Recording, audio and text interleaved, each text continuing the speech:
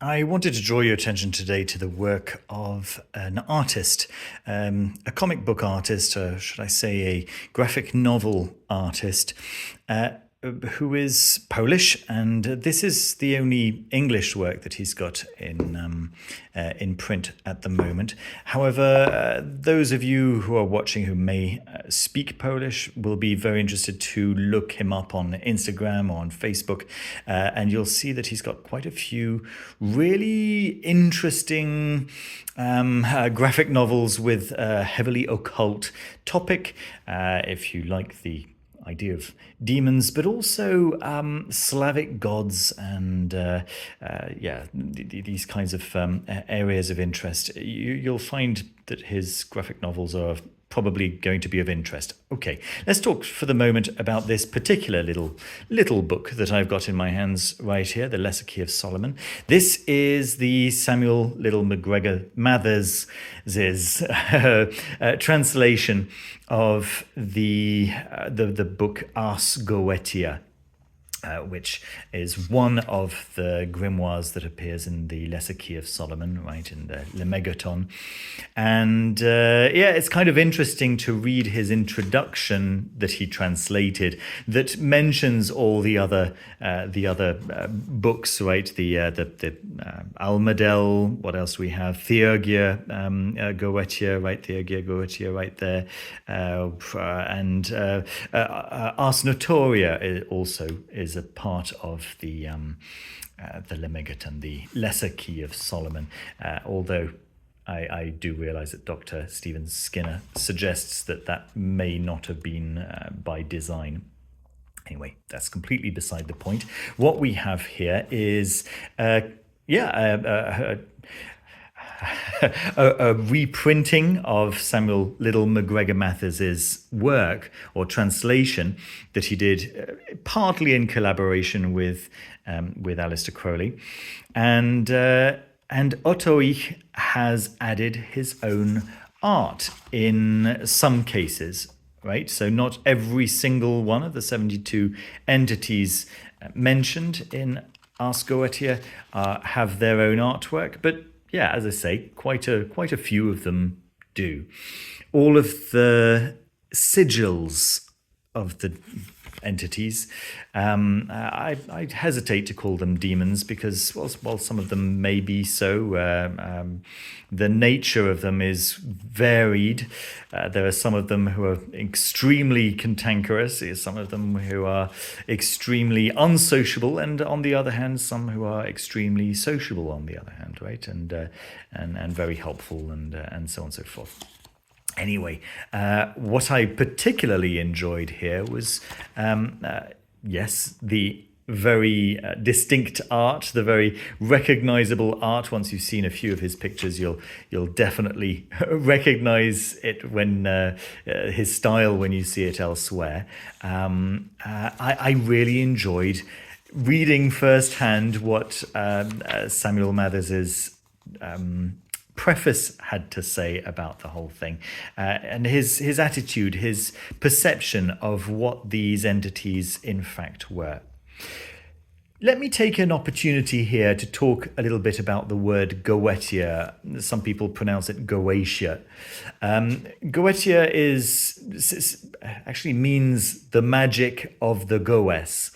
The Goes were the ancient Greek sorcerers. They weren't particularly loved by society as a whole, in the same way as people who might be considered dark magic sorcerers are not particularly loved by society as a whole nowadays. But it's through the Goes that we understand much of contemporary, modern day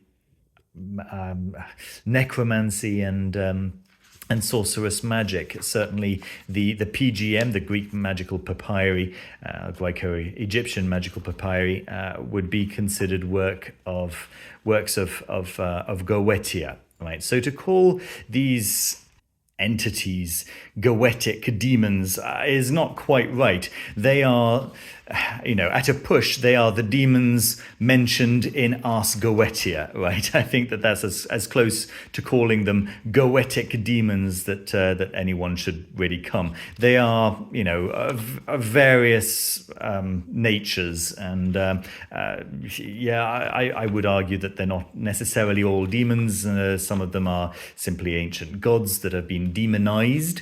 But yes, the description of the entities in the book is classical and worth knowing about. Now, let me talk a little bit about this particular edition in the sense of the endnotes here, right? So the method of calling these demons is a nice picture of Aleister Crowley on the back here. I thought that was quite quite fun. We've got the artists, so Ottoich's renditions of the various pentagrams and rings and pentacles and so on, and seals, and his rendition of the brass container, the vessel of brass, right? But what's missing is the magical circle. I was a little bit surprised to see that. I mean, the circle, to be fair, is kind of complex, right? Maybe on such a small scale, it wouldn't necessarily make sense to have it there. What we do have on the previous page is a circle that seems to me to be of the artist's own device. I certainly don't recognize this particular how to say. Ring, disc, circle from anywhere else. I might just not be recognizing it as possible. Okay, so we've got these three alchemical symbols that recur and so on, and six of the seven planets, with the sun conspicuously missing. I have no idea what these symbols around here are supposed to be. This looks, possibly like a cauda draconis, although I would expect little circles, not little arrows on the ends. So I don't really know what this is. It's the only one that is signed, so I'm thinking that this may be his own design. But yes, to find the circle that you would need to practice, it's incredibly easy. You just do a quick Google search, and it just simply may be that the artist didn't feel that it was worth his recreating something like that, right? He has recreated some of the simpler diagrams, but not the circle itself, the circle of the art. You probably recognize this circle of the art. Let me just look for it. Here it is. All right, so this is possibly something that you've seen before, with the triangle of the art in which the spirit is called in order to constrain it, right, according to this particular grimoire. As I was saying, I've been quite fortunate, I suppose, in that my own introduction to the Lesser Keys of Solomon have been via Joseph H. Peterson and via Dr. Stephen Skinner, both of whose manuals are authoritative and draw on many different manuals. But so many people have accessed the Lesser Key of Solomon via Samuel Liddell McGregor Mathers. It's kind of interesting to see the version that so many people consider to be like the main source, right? The authoritative source.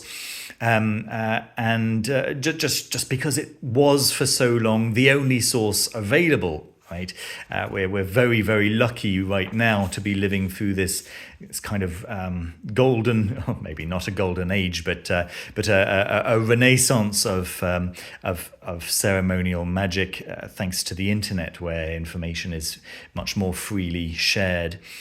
That's really going to be my what I have to say about this. I thought it was really, as I say, really nice to be able to read Mathers's perspective on the GOETIA, on the Ask GOETIA, right? His perspective on what these entities are, and to see that, well, yeah, this was really created as a source book for his students, and just to think of it in those terms was just quite nice, possibly even endearing. So there we are. This is I finally have a copy of McGregor Mathers's translation of GOETIA, or the Ask GOETIA part of the Lesser Key of Solomon. It's the only part that was translated, by the way, by McGregor Mathers and Crowley, who, by his own admission, apparently only had a very light hand in aiding this translation.